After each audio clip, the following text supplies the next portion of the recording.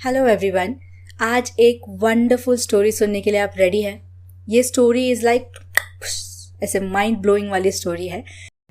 अगर आप एक स्टूडेंट हैं, अपने एग्ज़ाम से डील कर रहे हैं, आपको कोई बहुत बड़ी कॉम्पिटिटिव एग्ज़ाम क्रैक करनी है या फिर कोई जॉब पोजीशन हासिल करनी है, इनफैक्ट बाकी कोई भी मैनिफेस्टेशन अगर आपको करना है तो ये स्टोरी आपके लिए है। Because this has become my favourite story, one of the favourite stories. अगर कोई ऐसी स्टोरी मुझे चुनने कहे कि मन के हारे हार है, मन के जीते जीत, उस टाइटल के लिए मैं इस स्टोरी को सिलेक्ट करूँगी। Hats off. लेकिन जिस पर्सन ने भेजी है ना, उन्होंने नाम बताने से मना किया है, सो ऑफ कोर्स हम वो नहीं कर सकते। और 1 साल से जब से मेरा चैनल शुरू हुआ है तब से ये मैम मेरे साथ कांटेक्ट में है, तो हम एक दूसरे को तू तड़ाक करके ही बात करते हैं, तो यहाँ पर भी मैं वैसे ही मेंशन करूँगी, सो डोंट माइंड इट। सो ये जो लड़की है, इसने सीए की एग्ज़ाम दी थी और काफ़ी अटेम्प्ट्स पहले भी कर चुकी थी 2-3, पर उसमें वो फेल हो गई थी। सीए के एग्ज़ाम में कुछ ग्रुप्स होते हैं, ग्रुप 1 क्लियर कर लो, फिर ग्रुप 2 क्लियर कर लो, मुझे ज़्यादा पता नहीं है बट ऐसा ही होता है शायद। तो ग्रुप 1 में तो वो पास हो जाती, पर ग्रुप 2 में फ़ेल हो जाती या कभी ग्रुप 1 में ही फ़ेल हो जाती, ऐसा कुछ कुछ होता रहता। तो अब उसे लॉ ऑफ अट्रैक्शन के बारे में पता चला। मेरे भी वीडियोस देखती थी और शांभवी मैम के भी वीडियोस देखती थी। तो अब ना एकदम फुल ऑन तैयारी थी, ज़ोरों शोरों में, कि अब इस बार कुछ भी हो रिजल्ट तो मेरा पास वाला आकर ही रहेगा। ठीक है, तो एग्ज़ाम वगैरह दे दी और इतनी चिल्ड और रिलैक्स थी अपने रिजल्ट को लेके, क्योंकि उसने मन में ठान लिया था कि मैंने ये ग्रुप जो है, ग्रुप 2 जो है वो क्लियर कर लिया है। पेपर टफ था, बहुत टफ, और उससे भी डबल टफ चेकिंग थी। एज इफ चेकर्स ने डिसाइड कर लिया कि इस बार किसी को सीए नहीं बनाना। तो फिर रिजल्ट का दिन आ गया, 4 दिन बचे थे, फिर भी डर नहीं लग रहा था लड़की को, क्योंकि शी वॉज श्योर कि मैं तो पास हो ही जाऊंगी। एंड देन रिजल्ट आया कि वो फेल हो गई है। जो उसकी धज्जियाँ उड़ गई, मतलब ये मन की धज्जियाँ उड़ गई ये पढ़ के कि मैं फेल हो गई। लाइक रियली इतना बड़ा कॉन्फिडेंस रखने के बाद भी मैं फेल हो गई। और वो 2-3 दिन तक लगातार रोती रही कमरे में अपने आप को बंद करके कि व्हाट इज़ दिस। और वो लड़की उस रिज़ल्ट को एक्सेप्ट ही नहीं कर पाई। एंड शी वॉज लाइक, ये मेरा रिज़ल्ट हो ही नहीं सकता, ज़रूर कुछ तो गलती हुई है चेकर से या कुछ तो है, बट यूनिवर्स आप मुझे रॉन्ग आइटम डिलीवर नहीं कर सकते, आपको ये वापस लेना होगा। और उसने अपनी मम्मी से भी जाकर ये कहा कि मम्मी मैं इस रिज़ल्ट को एक्सेप्ट नहीं कर रही हूँ, मैं इसे। फिर उसने डिसाइड किया कि वो उसकी एग्ज़ाम की शीट्स है ना वो मंगाएगी और चेक करेगी कि एग्जैक्टली कहाँ पर गलती हुई है, क्या गलती हुई है। 8 दिनों बाद वो शीट रिसीव हुई, उसमें एक आंसर चेक ही नहीं किया हुआ था। खुश मत हो, रुको ज़रा, सब्र करो। वो आंसर सिर्फ 2 मार्क्स का था और पास होने के लिए टोटल 7 मार्क्स की ज़रूरत थी। तो बाकी के 5 मार्क्स कहाँ से लाएंगे? कोई भी स्कोप नहीं था, इतनी स्ट्रिक्ट चेकिंग थी कि लास्ट आंसर में तो हर बच्चे को 0 मिला हुआ था। तो अब इसने डिसाइड किया कि पेपर रीचेकिंग के लिए सेंड करेगी। तो रीचेकिंग के लिए कर भी देगी तो 2 मार्क्स मिलेंगे, बाकी के 5 कहाँ से, कैसे, व्हाट, कुछ भी क्लू नहीं था। ये आप देख रहे हो यहाँ पे डेड एंड वाली सिचुएशन है, यानी आगे रास्ता खत्म हो चुका है, कोई है ही नहीं जाने के लिए। तो अब उसने यूनिवर्स से साइन मांगा कि क्या मैं सच में पासिंग मार्क्स डिजर्व करती हूँ? आप जानते हो कि मैंने कितनी मेहनत की है, और ये सच में ये लड़की बहुत ही अलग लेवल के डेडिकेशन से पढ़ाई करती है सीए के लिए। तो उसने यूनिवर्स से कहा कि आप मुझे ना एक रेनबो का साइन दिखाना अगर मैं ये मार्क्स डिजर्व करती हूँ। आपने वो दिखाया तो ही मैं पेपर रीचेकिंग के लिए डालूंगी, अगर नहीं तो मैं मान लूँगी कि मेरी गलती है, मेरी प्रिपरेशन में कमी रह गई थी और मैं फिर से प्रिपेयर करूँगी अगली एग्ज़ाम देने के लिए। दैट्स द जज्बा। तो फिर यूनिवर्स ने साइन दे दिया मेरे थ्रू।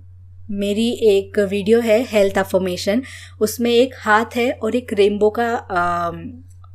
रेनबो बना हुआ है हाथ के ऊपर, और उसमें उसने मुझसे पूछा भी था कि क्या ये सच में रेनबो ही है ना। उसने कंफर्म किया था कि ये रेनबो है, एंड आई वाज लाइक हाँ रेनबो ही है।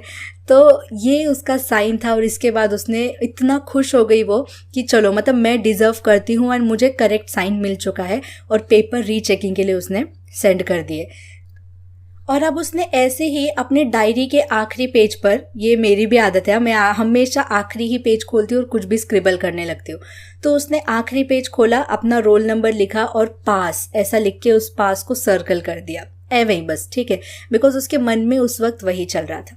इसने प्रे किया कि मेरा पेपर एक बहुत अच्छे इंसान के हाथ में जाना चाहिए, ठीक है। अब 2 महीने बाद इसका रिजल्ट आया और एसएमएस में क्या आया पता है कि पेपर में कोई भी डिस्क्रिपेंसीज नहीं थी। I don't know what that means. तो मार्क्स नहीं बढ़ सकते, यानी शायद कोई मिस्टेक थी ही नहीं पेपर में। और ये मैसेज देखने के बाद तो शी वॉज लाइक ओके, मतलब सारी उम्मीदों का पेपर बन गया ठीक ऐसे ही।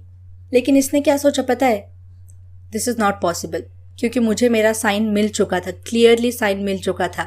इतना लेवल का विश्वास करना यूनिवर्स पे और साइन पे, दिस इज़ रियली ह्यूज। उसने फिर से अपना पेपर रीचेकिंग के लिए डाला, लेकिन सिर्फ पेपर रीचेकिंग को देकर वो बैठी नहीं, उसने अगले एग्जाम्स के राउंड के लिए पढ़ना भी शुरू किया। इन केस अगर ऐसा हुआ तो वो हर साइड से प्रिपेयर्ड थी, हर साइड से एक्शंस ले ली थी। एंड दिस इज द चुम्बनेश्वरी पॉइंट ऑफ द स्टोरी। वो क्या होगा पता है, अचानक से आप गिर नहीं जाओगे नीचे। अगर एक चीज नहीं काम की, दूसरी चीज के लिए आप ऑलरेडी तैयार थे, ऐसा होगा। और वो कहती है कि इतना होकर भी मैंने लॉ ऑफ अट्रैक्शन पर से कभी विश्वास नहीं हटाया। उसे बस एक डाउट था कि जब मैं पॉजिटिव सोचती हूँ तो तब नेगेटिव होता है, और जब नेगेटिव सोचती हूँ तब पॉजिटिव हो जाता है। इसके पहले जब भी वो पास हुई थी ना, तब उसे लगता था कि मैं फेल हो जाऊंगी, पर वो पास हो गई। और अब उसे लगता था कि मैं पास हो जाऊंगी, पर वो फेल हो गई। तो ये डाउट बस उसे समझ नहीं आ रहा था। तो सेकेंड टाइम रीचेकिंग को भेजने के बाद एक डायरी लेकर इसने लिखना स्टार्ट कर दिया कि मैं पास हूँ, या जो भी उसको लिखना था। वो सेंटेंस मेंशन नहीं है यहाँ पे। और वो लगातार लिखती रही। 21 टाइम्स उसने वो चीज़ लिखी 7 दिनों के लिए, और फिर उसने वो छोड़ दी, क्योंकि शी वॉज लाइक मैं बहुत आलसी हूँ टेक्निक करने में, मेरे को नहीं करना ये सब। यूनिवर्स अब आप देख लो, मैंने इतना लिख दिया, मेरे को अभी पढ़ाई करने के लिए जाना है। और वो उसने टेक्निक वहाँ पर ही रोक दी। अब इस बात को 2 महीने 10 दिन बीत चुके थे। तारीख है 11 जून। ये लड़की हमेशा जल्दी उठती है। उसी दिन वो 11 बजे उठी, 11 जून 11 बजे उठी। चाय वाय पी के उसने अपना फ़ोन चेक किया और एग्ज़ाम डिपार्टमेंट की तरफ से ईमेल था, और वो पास हो चुकी थी। ग्रुप 2 में वो पास हो चुकी थी। जिस सब्जेक्ट में उसे 7 मार्क्स चाहिए थे पास होने के लिए, उससे एग्जैक्टली 7 मार्क्स ही मिले। मुझे गूज़बम्स आ गए ये स्टोरी पढ़ के कि व्हाट 7। उसने फ़ोटोज़ भी भेजी है रिजल्ट की, बट पता नहीं क्यों उसने मना किया है कि फ़ोटोज़ मत शेयर करना दे। फिर मैंने रिप्लाई किया उन लोगों को कि क्या ये सच है, क्योंकि इसे विश्वास नहीं हो रहा था। तो उन्होंने कहा कि हाँ ये सच है, और कुछ ही दिन में तुम्हें वो जो रिजल्ट की कॉपी है, हार्ड कॉपी, वो आ जाएगी। अभी तो इंटरनेट पे रिजल्ट आया था ना, तो हाथ में भी रिजल्ट मिल जाएगा। फिर उसने देखा कि उस ईमेल में ना बाकी लोगों के भी नाम मेंशन थे, जो सीनियर लोग होते हैं वहाँ के। तो जितने भी लोगों का नाम मेंशन था, सबको इसने कांटेक्ट करके कंफर्म किया कि सच में ये मेल सच है ना, मतलब गलती से तो नहीं आया, झूठ तो नहीं है। अब कुछ लोगों ने क्या बोला पता है कि एग्जाम डिपार्टमेंट ऐसे ईमेल करती ही नहीं है, वो नो रिप्लाई वाले ईमेल करती है। आप उनकी ईमेल पे रिप्लाई कर ही नहीं सकते। तो अब फिर से टेंशन बढ़ गई कि ये सच है, ये झूठ है, कोई उल्लू बना रहा है, गलती है, क्या है। और 10 दिनों बाद उसका रियल रिजल्ट उसके हाथ में आ गया। एंड फाइनली सारे ट्विस्ट जो थे वो ख़त्म हो गए, and she has passed group 2, और वो फाइनल में अब जा चुकी है। अब आगे मैं जो कुछ भी पढ़ूंगी, जैसा उसने लिखा है वैसा ही पढ़ूंगी, और जो कुछ भी उसने लिखा है ये सब कुछ एक एक बात उसने मेरे साथ इस पिछले 1 साल में कमेंट्स में शेयर की है।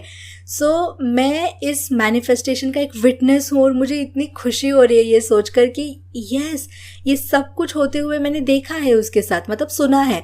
और सबसे इम्पॉर्टेंट बात, जब ये सारी चीज़ें वो बता रही थी कि देखना ये साइन मिला, ऐसा हुआ वैसा हुआ, ना तो उसे पता था कि कुछ मिराकल होने वाला है, ना मुझे पता था कि मिराकल का काम वर्क अंडर क्या बोलते हैं उसको, वर्क इन प्रोग्रेस चल रहा है। तो ऐसे ही हम उम्मीद हार नहीं सकते, हम गिव अप नहीं कर सकते। अभी देखने में सब वैनिला लग रहा है, यानी प्लेन लग रहा है, but the magic is going on. Magic चल रहा है, काम चल रहा है, यूनिवर्स आपके लिए काम कर रहे हैं। People, things, circumstances, this are moving just for you. और ये इस स्टोरी से प्रूव होता है। अब देखना उसे क्या क्या साइंस मिले, ठीक है। मुझे कई साइंस मिले इन सारे टाइम के बीच, लेकिन मैं अभी बता रही हूँ, मतलब मेले में स्टार्टिंग में उसने नहीं बताया, क्योंकि उसे अभी पता चल रहा है कि अच्छा ये सब इसीलिए साइंस मिल रहे थे। मैंने जब रीक चेकिंग को डाला था तब मुझे बार बार ड्रीम आ रहा था 11/11, रेनबोज, हाथ पे बटरफ्लाई, हनुमान जी का फोटो, ये उसे बार बार ड्रीम में दिख रहा था। और रिजल्ट कब आया? 11th डेट को आया।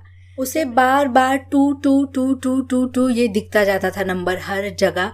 और जब उसका जो रियल रिजल्ट अपने हाथ में आया पास वाला, वो 22 डेट को आया था, 22 डेट को आया था। रीचेकिंग का मेल मैसेज आया था कि आपके मार्क्स बढ़ नहीं सकते। उसका रिप्लाई आने के बाद एक सपना आया था। जो फोटो उसने भेजी है ना मुझे, 7 मार्क्स उसको मिल गए हैं पूरे, वही एग्जैक्ट फोटो उसको सपने में दिखी थी, एग्जैक्ट।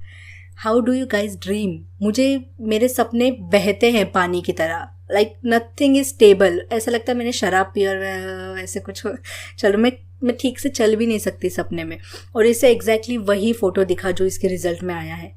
वो कंटिन्यूसली हरे राम हरे कृष्ण का जाप कर रही थी और उसे राम और हनुमान जी की एक फ़ोटो फ्रेम गिफ्ट में मिली। ये भी उसने कमेंट्स में शेयर किया था। तो ये सब कुछ एक धागे की तरह, एक साइन की माला थी जो उसे, वो कनेक्ट नहीं हो रहे थे डॉट्स की, ये क्या है बीच बीच में ये वो दिखता जाता है, बट ये सब कुछ एक सीक्वेंस था उसके बीच में और उसके मैनिफेस्टेशन के बीच में जोड़ने वाली एक लाइन थी। और हाँ, उसे बिल्कुल भी याद नहीं था कि उसने पास हूँ ऐसा कुछ लिखा है, अनजाने में वो ये सब कर रही थी। और कब उसने वो 21 डेज 21 टाइम्स वाला लिख के रखा था वो भी उसे याद नहीं था। तो जब वो अपनी पुरानी बुक्स सब फेंक रही थी ना, तब उसे दिख गया कि हाँ ये मैंने कब किया था। वो देखने के बाद उसे लगा कि अच्छा, मैं अनजान थी पर मैजिक हो रहा था, चीज़ें मेरे फेवर में काम कर रही थी, लगातार मुझे साइंस मिलते जा रहे थे। और सबसे इम्पॉर्टेंट बात यह है कि आपको साइंस भी अगर मिल रहे हैं ना, फिर भी आई एम सॉरी मैं थोड़ा रूड वर्ड यूज़ करूँगी, मतलब बेवकूफ़ होने में और समझदार होने में डिफरेंस है ना। तो हमें बेवकूफ़ी नहीं करनी है कि मतलब मुझे मान लो कि मुझे पतला होना है तो अरे 11 दिख गया मैं पतली हो जाऊंगी, मैं कुछ एक्शन ही नहीं लूँगी, that will not work out, that will be बेवकूफ़ी।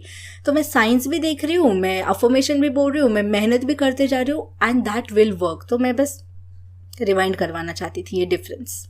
वो कहती है कि मिराकल हैपन्स, इस वर्ड का मतलब मुझे अब समझा है, क्योंकि लोग कहते हैं कि सीए के एग्ज़ाम में 1 मार्क भी इंक्रीज़ नहीं होता और इसके 7 मार्क्स इंक्रीज़ हो गए। और हाँ, जो उसके सीनियर लोग थे ना कॉलेज के, उन्होंने ये भी कहा था कि ऐसा ईमेल कभी किसी को नहीं आता, स्पेशली ऐसे डिपार्टमेंट की तरफ से। सो तुझे आया है वो एक्सेप्शनल केस है, यानी ये स्पेशल केस है। तो जब हम कहते हैं ना कि यूनिवर्स आपके लिए करते हैं कुछ भी, तो ऐसे तरीके से वो काम करते हैं। अनएक्सपेक्टेड चीज़ें होती है, unexpected.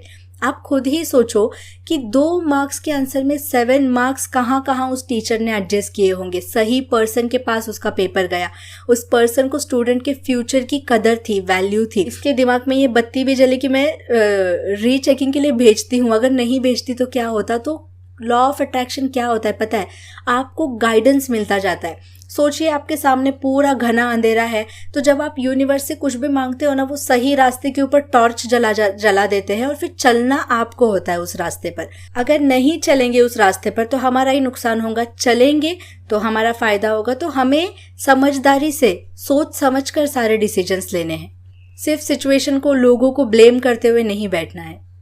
My inner voice, intuition इतने स्ट्रॉन्ग है कि मैं किसी की बात ना सुनकर मैंने फिर से रीचेकिंग के लिए डाला, जिसके लिए गट्स चाहिए। क्योंकि मैंने बहुत सारे स्टूडेंट्स देखे हैं जो घबरा के रीचेकिंग के लिए डालते ही नहीं है। हमारी सीए इंस्टीट्यूट पास ही नहीं कराती, उल्टा मार्क्स डिक्रीज करके भेज देती है। लेकिन यूनिवर्स हैज़ माई बैक, सुनो सबकी करो मन की, ये सब उसने लिखा है। और जिस सर मैम ने मुझे पास किया है, रियली उनकी सारी विशेस पूरी हो।